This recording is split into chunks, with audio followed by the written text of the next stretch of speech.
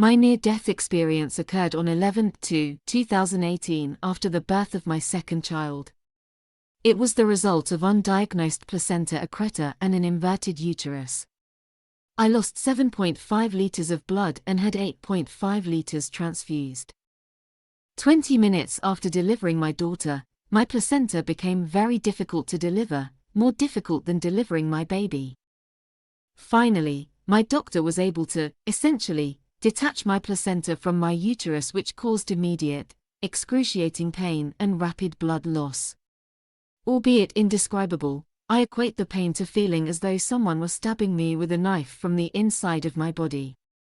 As the pain grew more and more intense, I was simultaneously losing blood at a rapid pace, a feeling that simply can't be described unless you've experienced it yourself.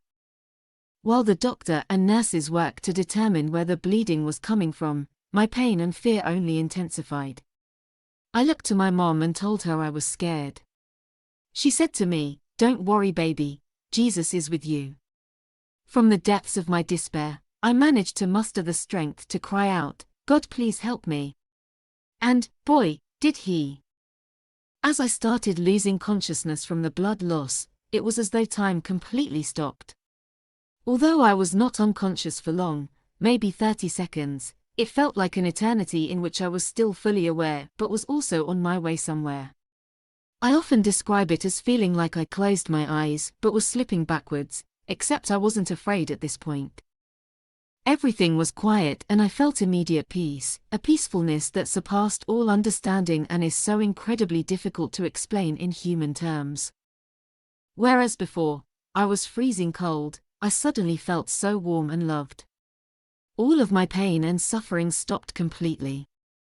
I knew I was dying, but I was completely, 100% okay with it. My thoughts went back to the day that I accepted Jesus as my Lord and Savior when I was a little girl. That's all I could think of.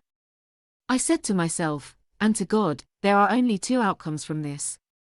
I am either going to die and be with Jesus, or I am going to get through this and God's going to use this. There was no thought of what I was leaving behind, not even my newborn baby who was not more than 30 minutes old.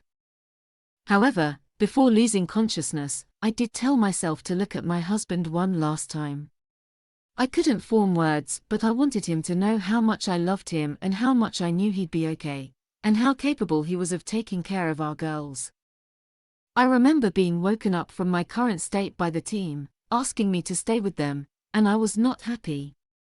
All the peace and warmth I felt fled, and I returned to feeling extreme cold and pain. Once in the operating room, my body was so frigid from having little to no blood.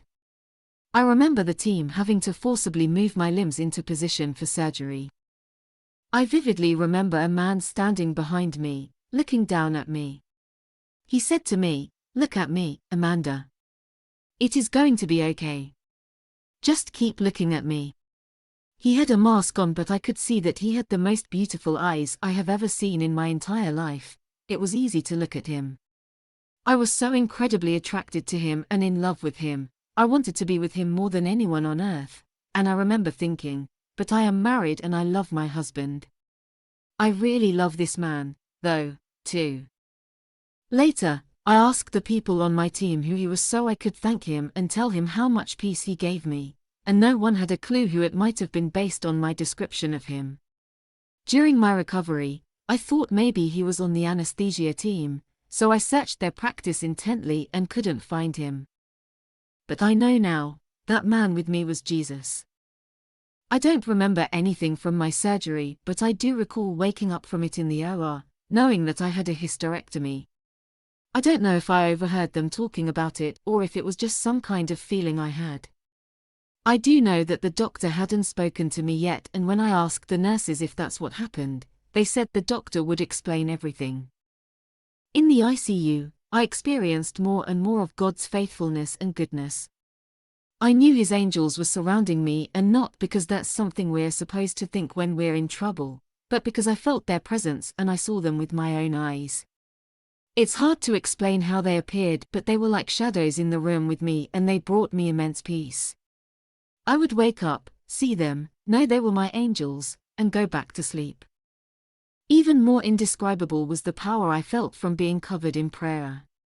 Just like I knew the angels were surrounding me, I knew people all over the world were praying for me. And their prayers mattered. When I learned of how afraid and sad my family and friends were when they thought they were losing me, I was a little upset with them. I didn't want them to feel sad. Seeing them sad made me incredibly sad for them, not me. I wanted them to know that they didn't need to feel that way. This experience completely changed my life. I have felt and known what it means to have peace that surpasses all understanding. I have felt and experienced God's love for me in a way that I will never be able to describe in human terms. God made me feel like I was the only person He loves. His love is completely overwhelming and all-consuming. When I think of God's love for me or what He's done for me, I break down in tears to the point that people may think I'm in anguish when I'm not. It is as though my earthly body isn't built to contain all of my praise and adoration for Him. After my NDE, I also had a profound sense of purpose. I felt, and still feel strongly, that nothing else matters except God's love, sharing His love with others, and furthering the gospel. I felt convicted in my own life over how I spent so much time focusing on and stressing over things that don't matter in the end. God, and our relationship with Him, is what matters. I'd like to say that from that moment forward, I did a 180 overnight with how I was living, and, while that may be partly true in some respects, I still have areas in my life that I've since been working to improve. I guess it's like the Apostle Paul said, I keep pressing forward toward the goal. There are a lot of things I don't tolerate well anymore, like immense pressure or stress. For the first few years, I also grappled a lot with what I experienced. I felt selfish for wanting to be in heaven with Jesus, but also so grateful to be alive and to still get to experience all the beauty and blessings that God has given me on earth.